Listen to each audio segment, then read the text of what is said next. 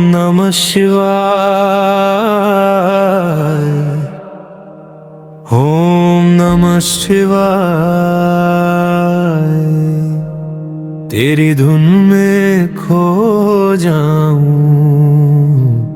ओम नमः शिवाय।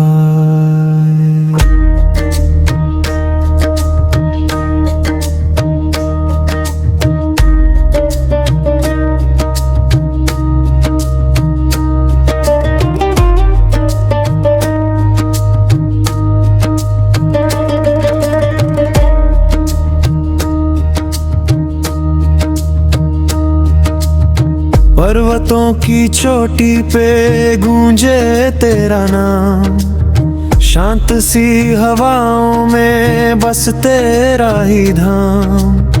बादलों के उस पार तेरा ही उजाला, हर कण में बसा है शिव तेरा ही साया। ऊंचाइयों में मिल जाए सुकून है महादेव, तुझ में ही मेरा जुनून, तुझ में ही मेरा जुनून। ओम नमः शिवाय, ओम नमः शिवाय। आज हमारी नीति वैली सीरीज का डे 4 है और आज का दिन सिर्फ एक ट्रैवल डे नहीं है, ये इस पूरी जर्नी का एक आखिरी चैप्टर है। सुबह के लगभग 6 बजे हैं और अभी हम बंपा गांव में हैं, जो नीति गांव के बिल्कुल पास बसा एक छोटा सा लेकिन बेहद ही खूबसूरत गांव है। अभी ठंडी हवा चल रही है, पहाड़ों के पीछे से सूरज धीरे धीरे निकल रहा है और एक अजीब सा सन्नाटा है यहाँ, जो आपको अंदर तक महसूस होता है। आज का प्लान थोड़ा सा अलग है। आज हम सिर्फ रास्ते तय नहीं करेंगे, बल्कि कुछ ऐसी जगहों तक जाएंगे जहां कहानी, आस्था और प्रकृति तीनों एक साथ मिलते हैं। तो सबसे पहले हम निकलेंगे बंपा से घमशाली गांव की तरफ। घमशाली नाम भले ही छोटा सा लगे, लेकिन इसकी पहचान बहुत बड़ी है। ये भारत के आखिरी बसे हुए गांवों में से एक है। यहाँ की लाइफ बिल्कुल अलग है, ना शहरों का शोर, ना कोई भाग दौड़, सिर्फ सादगी, शांति और पहाड़ों के बीच जीने का असली तरीका। जब आप ऐसे गांवों में आते हो ना, तो आपको एहसास होता है कि हम शहरों में कितनी छोटी छोटी चीजों के पीछे भागते रहते हैं और यहाँ के लोग बहुत कम में भी खुश रहना जानते हैं। घमशाली की गलियों से गुजरते हुए, यहाँ के लोगों से मिलते हुए एक अलग ही कनेक्शन फील होता है। घमशाली के बाद अब हम आगे बढ़ेंगे आज के सबसे खास और शायद सबसे रहस्यमयी स्थान की तरफ, त्रिमरसेन महादेव। अब ये सिर्फ एक टूरिस्ट स्पॉट नहीं है, ये एक आस्था का केंद्र है। त्रिमरसेन महादेव की सबसे खास बात यह है कि यहाँ हर साल प्राकृतिक रूप से बर्फ का शिवलिंग बनता है। इसे कोई बनाता नहीं है, ये अपने आप ही बन जाता है और धीरे धीरे अपने आप खत्म भी हो जाता है। लोग इसे भगवान शिव की उपस्थिति मानते हैं और जब आप इस जगह तक पहुंचते हो तो आपको खुद समझ आ जाता है कि ये जगह इतनी खास क्यों है। लेकिन यहाँ तक पहुंचना इतना भी आसान नहीं है। रास्ते थोड़े ऑफ रोड हैं, कहीं कहीं ट्रैक भी करना पड़ता है और ऊंचाई का असर भी साफ महसूस होता है। सांस थोड़ी भारी हो जाती है, शरीर थकने लगता है, लेकिन जैसे जैसे आप आगे बढ़ते हो आपको एक अलग ही एनर्जी मिलती है। और जब आखिरी में आप उस जगह तक पहुंचते हो तो सारी थकान एकदम से गायब हो जाती है। वहां की शांति, वहां का माहौल आपको कुछ पल के लिए बिल्कुल खामोश कर देता है। त्रिमरसेन महादेव के दर्शन करने के बाद अब वापस बढ़ेंगे नीति गांव की तरफ। नीति गांव जो कि इस पूरी वैली का आखिरी गांव है और इंडिया चीन बॉर्डर के बहुत करीब स्थित है। यहाँ आकर आपको एक अलग ही फीलिंग आती है। ना नेटवर्क, ना भीड़, सिर्फ आप, पहाड़ और एक गहरी खामोशी।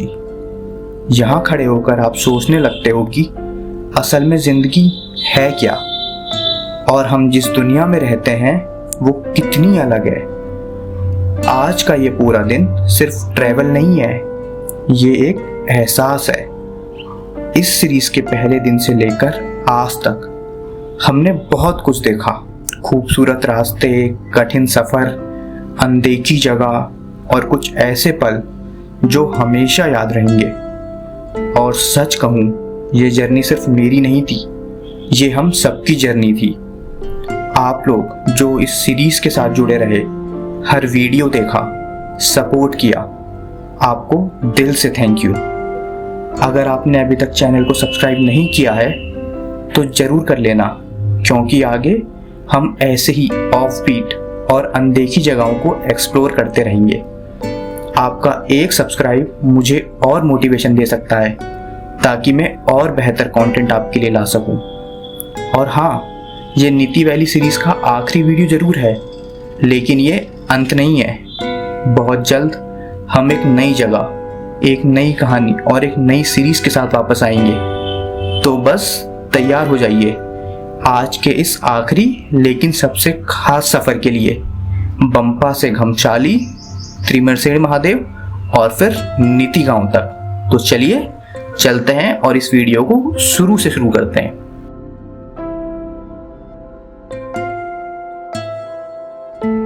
जय हिंद दोस्तों, आज है 28 अप्रैल और दिन है ट्यूसडे। कल रात मैंने आपसे कहा था ना कि अगली वीडियो में दिखाऊंगा कि जहाँ पे हम रुके हैं वहाँ से बाहर की लोकेशन क्या है। तो चलिए, वो टाइम आ चुका है और अब मैं आपको पूरा बाहर का व्यू दिखाता हूँ कि कैसा दिख रहा है अभी। ये देखिए क्या नज़ारा है, क्या नज़ारा है, मज़ा आ गया। मतलब हल्की हल्की धूप आ रही है ऊपर, कितना बढ़िया लग रहा है। और ये रोड जिससे कल हम लोग आए थे, और अगर मैं आपको दिखाऊं तो वो खड़ी है अपनी गाड़ियाँ, और यहाँ से कुछ ये नज़ारा है। तो चलिए आज के दिन की शुरुआत करते हैं और आपको एक बार फिर से मैं पूरा ये जो 360 डिग्री एंगल है ना, ये दिखाता हूँ। ये जो गांव है इसका नाम है बंपा गांव। घमशाली से 1 किलोमीटर पहले पड़ता है। घमशाली भी एक गांव है, वहाँ से 1 किलोमीटर पहले। तो अब यहाँ से हम अपने जर्नी की आगे का जो भी प्रोसेस है वो स्टार्ट करते हैं और आपको अब सीधे गाड़ी पे मिलेंगे। और आप बताइएगा ज़रूर कि आपको ये कैसा लगा। अगर मैं आपको रोड से दिखाऊं कि हमारा रूम कहाँ पे था तो मैं आपको दिखाता हूँ। बैकग्राउंड तो आप देख ही रहे होंगे, पहाड़ हैं पूरे। अब मैं आपको अपना रूम दिखाता हूँ। ये जो आप रूम देख रहे हैं सामने, ये वाला, ये था। और जो पूरा गांव है ना, अभी पूरा गांव खाली है, कुछ नहीं है, मतलब कोई भी लोग इसमें नहीं है। इधर भी खाली है, ये पूरा ऊपर तक जहाँ भी आपको घर दिख रहे हैं पूरा खाली है। यहाँ पे हमारी बाइक खड़ी थी। ये है यहाँ का बस स्टैंड और कुछ इस टाइप का व्यू है। हमें मात्र 1200 रुपये में भैया ने रूम दे दिया था। 2 लोग थे, 2 लोगों का 1200 रुपये। और यहाँ से नज़ारे तो एक नंबर है, एक नंबर नज़ारे। यहाँ पे आपको ये भी दिख जाएंगे, क्या कहते हैं, मोबाइल टावर। तो कनेक्टिविटी पूरी है, आप उसकी टेंशन मत लीजिएगा, यहाँ पे पूरा कनेक्टिविटी आता है। और ये देखिए क्या बढ़िया व्यू आ रहा है, बढ़िया व्यू। और वहाँ पे एक मंदिर है और ये रोड पूरी सुनसान, पूरा गांव आपको खाली नजर आएगा। खामोश पहाड़ों में तेरा नाम गुनगुनाऊं, ठंडी सी हवाओं में तुझको ही महसूस पाऊं।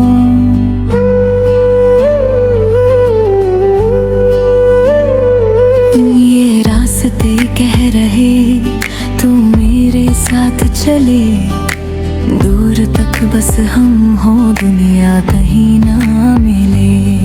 तेरी हंसी जैसे सुबह की पहली किरण, तेरी बातें जैसे बहती हुई कोई धुन। मैं मुसाफिर था, तू मंजिल बन गई। इन ऊंचाइयों में भी तू ही तू रह गई। तू कभी दूर ना जा, तू कभी दूर ना जा,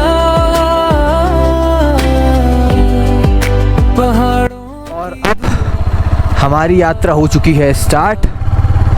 और कल हमने करा था करीब 115 किलोमीटर, और आज देखते हैं कि ये कितना होता है। और ये देखिए नज़ारे जो अभी मैंने आपको दिखाया, पीछे हमारा जहाँ पे होम स्टे था वहाँ पे रुके थे हम लोग, और ये कुछ यहाँ के नज़ारे। और अब हम जा रहे हैं घमशाली गांव की तरफ। पहले हमारा था कि ट्रैक करेंगे, बट अभी ऐसा कुछ नहीं है, तो पहले हम इसको ट्रिप को ज़ीरो कर लेते हैं।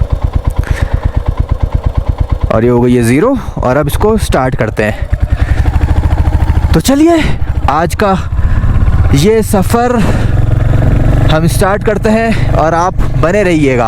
और आप ज़रूर बताइएगा कि आपको ये जो गांव था बम्पा गांव, ये आपको कैसा लगा। और वो भी एक पीछे पीक दिख रही है, वो देखिए क्या नज़ारे हैं। वरना मेरे को लग रहा है कि उतनी बर्फ़ पड़ी नहीं है जितनी मतलब हमें उम्मीद थी कि पड़ी होगी, बट ठंडा बहुत है, सीरियसली ठंडा बहुत है। जब मैं सुबह ड्रोन उड़ा रहा था, हाँ, तो मेरा मतलब ऐसा हो गया था कि कंट्रोल नहीं हो रहा था मेरे से, वो मतलब जो कंट्रोलर था ना उससे बिल्कुल जॉयस्टिक कंट्रोल नहीं हो रहा था।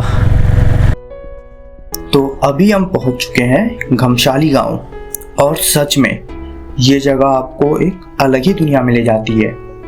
घमशाली उत्तराखंड के चमोली जिले में नीति वैली में स्थित एक छोटा सा लेकिन बहुत ही खास गांव है। इसे भारत के आखिरी बसे हुए गांवों में गिना जाता है, और नीति गांव से ठीक पहले ये आखिरी स्थायी बनावट मानी जाती है। समुद्र तल से लगभग 3400 से 3500 मीटर की ऊंचाई पर बसा ये गांव चारों तरफ से ऊंचे पहाड़ों और कड़क ठंडे मौसम से घिरा हुआ है।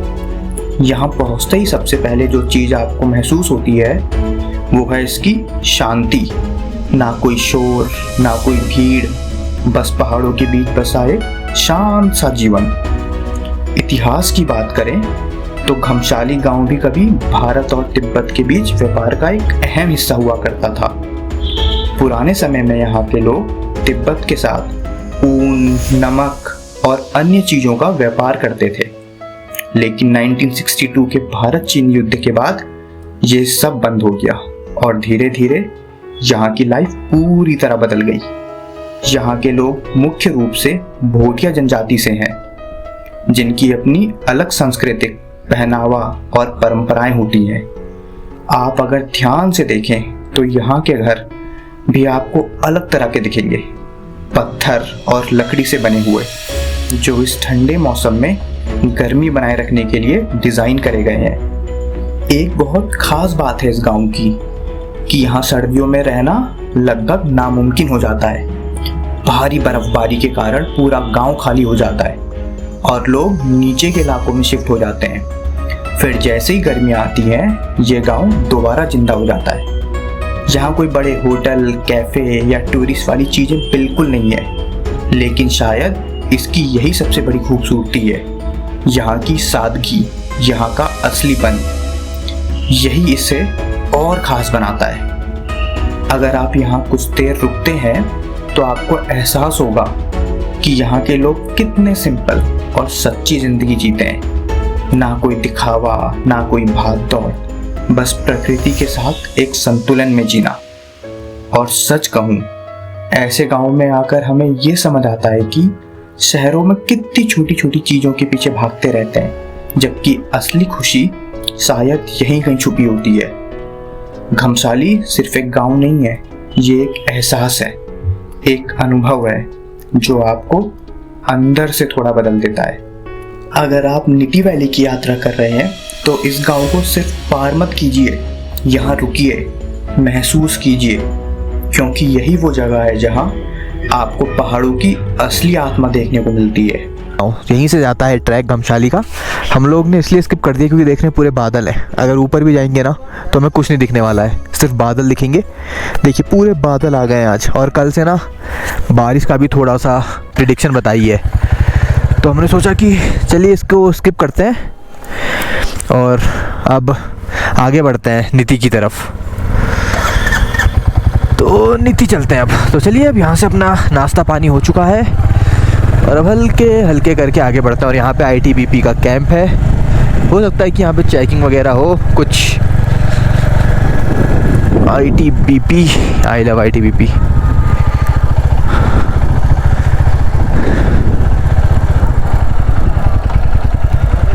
हल्द्वानी से सर। कहाँ जा रहे हो? ये नीति। नीति तक ही है? हाँ नीति, मतलब उससे पहले वो जो महादेव का मंदिर है, फिर नीति बस।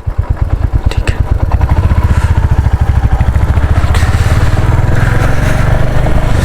तो यहाँ पे है थोड़ा सा चेक पॉइंट, बाकी ये पूरे रास्ते में कहीं भी चेक पॉइंट नहीं मिलेगा आपको, और ऐसा कोई परमिट वगैरह की भी ज़रूरत नहीं है यहाँ पे कि अगर आप लोग आते हैं तो कोई परमिट वगैरह बनाने की ज़रूरत नहीं है। वैसे आप लोग अगर इंटरनेट पे सर्च करेंगे ना तो बहुत जगह लिखा हुआ है कि परमिट चाहिए, बट ऐसा कुछ नहीं है। अभी तक तो हमें कोई परमिट की ज़रूरत नहीं पड़ी है और आगे भी नहीं पड़ेगी, मैं आपको गारंटी देता हूँ। आप लोग आ सकते हैं बिना परमिट के, कुछ ऐसा नहीं है। और नीति वैली आइए, एंजॉय करिए।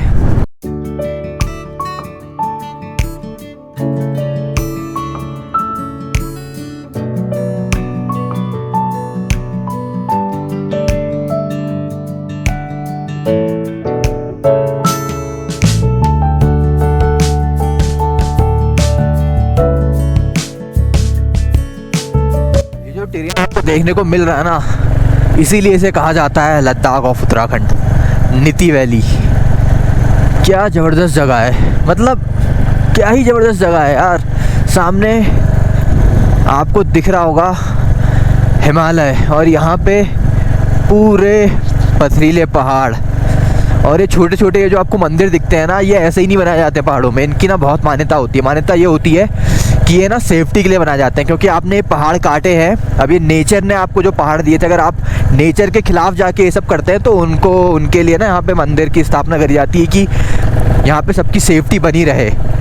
तो इसलिए ये जितने भी छोटे छोटे आपको मंदिर दिखेंगे, सबकी यही मान्यता। और ये देखिए क्या व्यू है भाई, क्या व्यू है यार, गजब गजब का व्यू है। पीछे आ रहे हैं जो मेरे साथ हैं एक राइडर, और ये वैली देखिए आप, मज़ेदार व्यू है, मज़ेदार।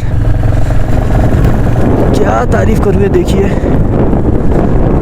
अरे भाई साहब गजब। तो चलिए ये व्यू दिखाते हैं आपको एक बार गाड़ी रोक के, और इस व्यू के आपको हम पूरे नज़ारे दिखाते हैं। क्या बात है, आर्मी का कैंप लग रहा है मेरे को ऊपर, या ITBP। और ये देखिए नीति वैली मेरे को लग रहा है वो है पीछे, देखिए वहाँ ना, अरे वो वैली, वो ऊपर बर्फ़ है ना, तगड़ा।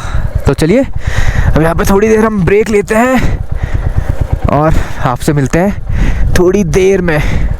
ये वो रास्ता है जहाँ से अभी हम आए, यहाँ से मैं आपको व्यू दिखा रहा था ऊपर का। और यहाँ से आप आएंगे ना तो ये देखिए त्रिमणसैंण महादेव मार्ग। तो आपको यहाँ से गाड़ी लेके जानी है, ज़्यादा नहीं, थोड़ा ही ऊपर लेके जाएंगे गाड़ी। तो वहाँ पे आप स्टैंड पे लगा दीजिएगा गाड़ी, एंड देन वहाँ से फिर ट्रैक है। तो चलिए गाड़ी लेके चलते हैं। थोड़ा रास्ता ख़राब है बट हो जाएगा मैनेज, जैसा भी है। नहीं तो आप पैदल भी आ सकते हैं, ज़्यादा नहीं है। चाहे तो आप पैदल भी, एक काम करते हैं, मैं तो कह रहा हूँ गाड़ी यहीं लगाते हैं नीचे, हैं? अरे नीचे आते समय चलिए, जैसा भी होगा देखा जाएगा, ज़्यादा नहीं है। हल्के हल्के चलते हैं पहले गियर में। तो ये कुछ यहाँ पे रास्ता है, एंड यहाँ पे बस यहीं पे अब लग जाएगी गाड़ी, ज़्यादा नहीं है, बस यहीं पे अब गाड़ी लगानी है हमें, एंड देन वहाँ पर लगाते हैं गाड़ी। अगर मैं आपको दिखाऊं जहाँ पे हमने गाड़ी खड़ी करी है, वहाँ से 360 डिग्री कैसा लगता है, क्या व्यू आ रहा है यहाँ से। और यहीं से बस 1 किलोमीटर या 1.5 किलोमीटर का ट्रैक है, बाकी मंदिर आ जाएगा। तो ज़्यादा ट्रैक भी नहीं है, 1 घंटा लगेगा, 1-2 घंटा। बाकी उससे पहले मैं आपको दिखाता हूँ यहाँ का व्यू। तो ये खड़ी है अपनी गाड़ियाँ, और वो सामने है आर्मी के बंकर, ये ब्रिज, और पीछे तो आ गई है धुंध, पीछे आप देख रहे होंगे। और ये देखिए क्या नज़ारा है ना यहाँ का, बहुत ही तगड़ा नज़ारा है। और ये जो आप रोड देख रहे हैं ना, ये गई है, और वो आखिरी गांव नीति गांव, और वो पीछे नीति पास है वहाँ से। और फिर उसके बाद लग जाएगा चाइना बॉर्डर, मात्र 30-35 किलोमीटर में। तो इसके इधर 30-35 किलोमीटर चले जाएंगे ना इसी रोड से, तो आप पहुँच जाएंगे चाइना बॉर्डर। तो अभी हम पहुंच चुके हैं त्रिमणसैंण महादेव, और सच में यहाँ आकर जो फीलिंग आती है वो शब्दों में पूरी तरह बताना बहुत मुश्किल है। त्रिमणसैंण महादेव उत्तराखंड के चमोली जिले में नीति वैली में स्थित है। समुद्र तल से लगभग 3800 मीटर की ऊंचाई पर। चारों तरफ बर्फ से ढके पहाड़, ठंडी हवाएं और एक गहरी शांति। ये जगह अपने आप में एक अलग दुनिया जैसी लगती है। इस स्थान की सबसे खास बात यह है यहाँ का बनने वाला प्राकृतिक बर्फ का शिवलिंग। हर साल सर्दियों में यहाँ अपने आप बर्फ का शिवलिंग बनता है, जिसे कोई इंसान नहीं बनाता। धीरे धीरे शिवलिंग आकार लेता है और फिर समय के साथ अपने आप ही पिघल जाता है। इसे लोग भगवान शिव की कृपा और एक चमत्कार के रूप में मानते हैं।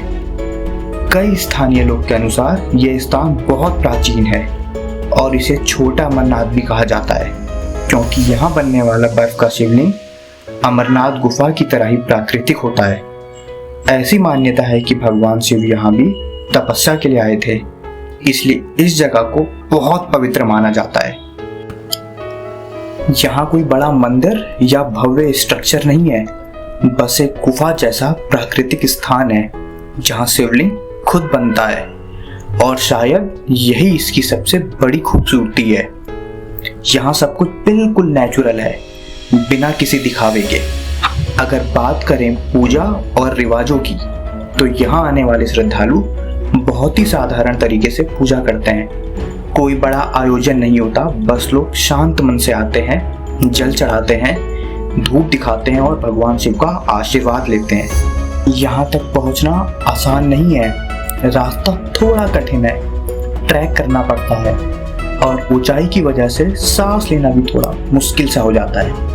लेकिन शायद यही कठिनाई इस जगह को और भी खास बनाती है, क्योंकि जो लोग यहाँ तक पहुँचते हैं वो सिर्फ टूरिस्ट नहीं होते, वो एक अलग ही आस्था और अनुभव लेकर आते हैं। और सच में यहाँ खड़े होकर आपको एक अलग ही शांति महसूस होती है।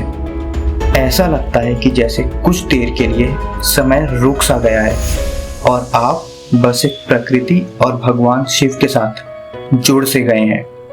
अगर आप भी कभी नीति वैली आए तो इस जगह को जरूर एक्सप्लोर करिए, क्योंकि ये सिर्फ एक डेस्टिनेशन नहीं है, ये एक अनुभव है, एक ऐसी जगह जिसे महसूस करना ही असली बात है। और हम लोग फाइनली निकल चुके हैं दर्शन करके, और उम्मीद है आपने भी करे होंगे हमारे साथ। और अब हम लोग जा रहे हैं नीति वैली की तरफ। बस नीति वैली ही है ये, हम लोग नीति गांव की तरफ जा रहे हैं। और बारिश स्टार्ट हो गई है, देखिए पूरे बादल हो चुके हैं, हल्की हल्की बूंदाबांदी स्टार्ट हो चुकी है बारिश। और वो रहा नीति गांव। तो चलिए वहीं चलते हैं और वहीं आपको हम वीडियो फुटेज दिखाएंगे, क्योंकि ना गोप्रो मेरे को रखना पड़ेगा क्योंकि बारिश हो रही है तेज़। तो चलिए बाकी एक बार मैं आपको आगे से भी दिखा देता हूँ कि कैसा व्यू है। अगर वो खुला होता ना तो वो साफ दिखते, जैसे मैंने आपको सुबह दिखाया था। और ये कुछ ऐसा व्यू है यहाँ पे।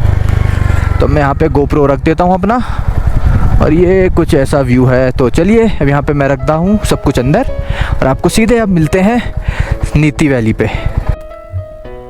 तो अभी हम पहुँच चुके हैं नीति गांव, और सच कहूँ ना, यहाँ खड़े होकर जो फीलिंग आती है वो बाकी सारी जगहों से बिल्कुल अलग है।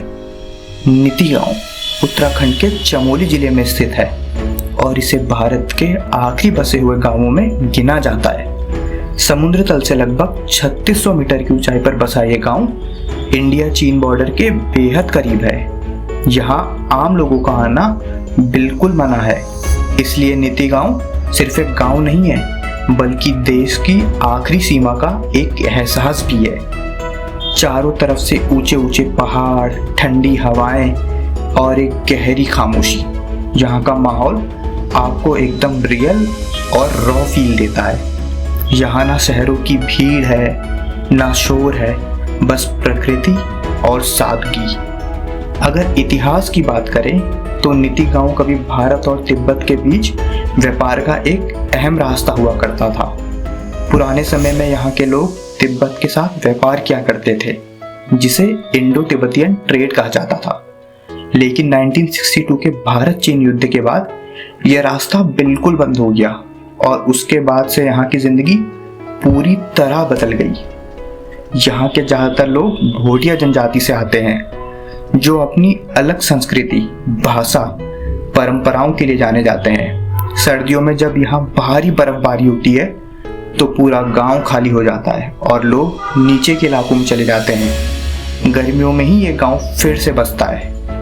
अगर आप यहाँ आना चाहते हैं तो आपको परमिट की ज़रूरत बिल्कुल नहीं पड़ती, क्योंकि ये बॉर्डर एरिया है, पर तब भी आप यहाँ पे इजीली आ सकते हैं। और यही वजह है कि यहाँ बहुत कम लोग पहुँच पाते हैं, क्योंकि इसकी खूबसूरती और शांति आज भी अनएक्सप्लोर्ड है।